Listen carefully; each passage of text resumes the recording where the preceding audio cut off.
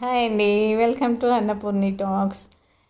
మీరందరికీ చాలా చాలా థ్యాంక్స్ అండి. చాలామంది వీడియోలు అయితే చూస్తున్నారు. అలానే please like, share and subscribe. ఇవాళ ఎండు నెత్తళ్ళ కర్రీ అండి, అద్దరిపోయే టేస్ట్ అనమాట. తప్పకుండా మీరందరూ చేసుకోండి. ఇప్పుడు ఎండు నెత్తళ్ళు తీసుకుందాము. ఈ నెత్తళ్ళు చాలా చాలా బాగుంటాయండి. ఈ చిన్న చేపలు కూడా ఉంటాయి కదా, మనకి పచ్చివి కూడా దొరుకుతుంటాయి. అవే ఎండినవి అనమాట ఇవి.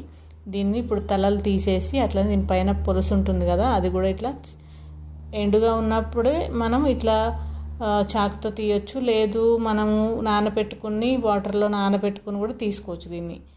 ఇవి పక్కన పెట్టుకున్న తర్వాత ఇప్పుడు ఆ ఎండు నెత్తళ్ళకి సరిపడా 2 ఆనియన్స్ తీసుకున్నానండి. ఆ 2 ఆనియన్స్ కూడా కట్ చేసుకొని మిక్సీ జార్లో వేసుకుంటున్నాను.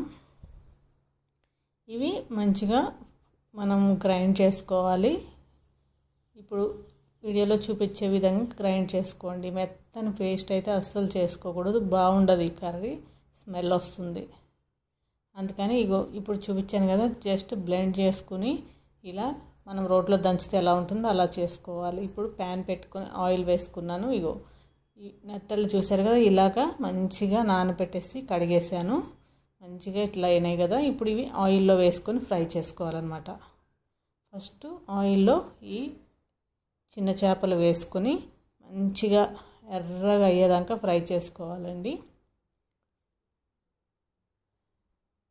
ఇలా ఫ్రై చేసుకునేటప్పుడే దీంట్లో కొంచెం కరివేపాకు కూడా వేసుకుంటే ఇవి స్మెల్ అనేది మనకంత ఇబ్బందిగా లేకుండా ఉంటుందన్నమాట.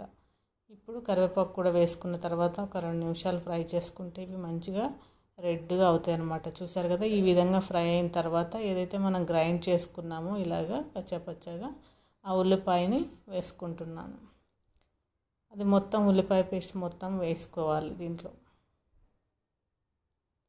ఇలా వేసుకున్న తర్వాత దీంట్లో తగినంత పసుపు, అలానే 2 చెంచాల కారం, తగినంత సాల్ట్ వేసాను. అలానే 2 పచ్చిమిర్చి కూడా కట్ చేసి వేసాను. ఇదంతా కూడా బాగా మిక్స్ చేసుకోవాలి. ఇప్పుడు ఎండు చేపలు అయితే మనకి ఫ్రై అయిపోయినాయి కాబట్టి ఈ మసాలా మొత్తం కూడా ఫ్రై అవ్వాలి. ఆయిల్లో బాగా ఫ్రై చేసుకోవాలి.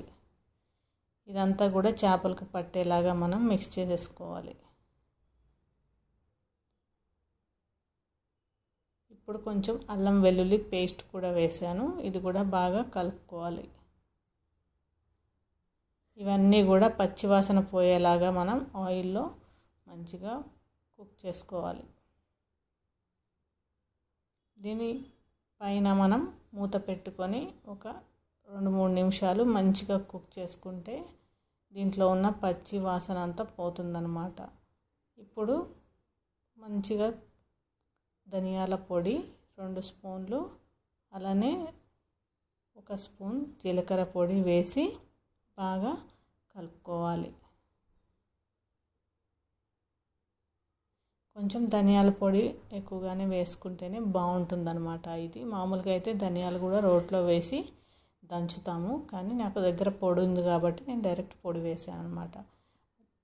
ధనియాల పొడి, జీలకర్ర పొడి వేసుకొని కొంచెం కలుపుకొని మూత పెట్టుకోవాలి. ఇట్లా మంచిగా మగ్గిన తర్వాత ఒకసారి మూత తీసుకొని కలుపుకొని మంచిగా ఒకసారి మిక్స్ చేసుకున్న తర్వాత కొంచెం వాటర్ యాడ్ చేసుకోవాలి. దీంట్లో కొంచెమే వేసుకోవాలండి. ఇలా వాటర్ వేసుకొని మంచిగా మిక్స్ చేసుకొని మళ్ళీ ఒకసారి మనం మూత పెట్టేసుకొని ఒక 10 మినిట్స్ పాటు సిమ్లో పెట్టుకొని మనం కుక్ చేసుకోవాలి. ఆయిల్ పైకి తేలుతుందండి. ఇలా ఈ ఆయిల్ చూసారు కదా, ఆయిల్ పైకి తేలే విధంగా మనం కుక్ చేసుకోవాలి. ఇలా ఒకసారి మిక్స్ చేసుకున్న తర్వాత మనం దీంట్లో కొత్తిమీర యాడ్ చేసుకోవాలి. కొంచెం కొత్తిమీర యాడ్ చేసేసుకొని మంచిగా కలిపేసుకుని ఒక 2 నిమిషాల పాటు ఇలా కలుపుకొని స్టవ్ ఆఫ్ చేసుకుంటే సరిపోతుందండి. అయిపోయింది ఎండు నెత్తళ్ళ కర్రీ. మీరు అందరూ ట్రై చేయండి.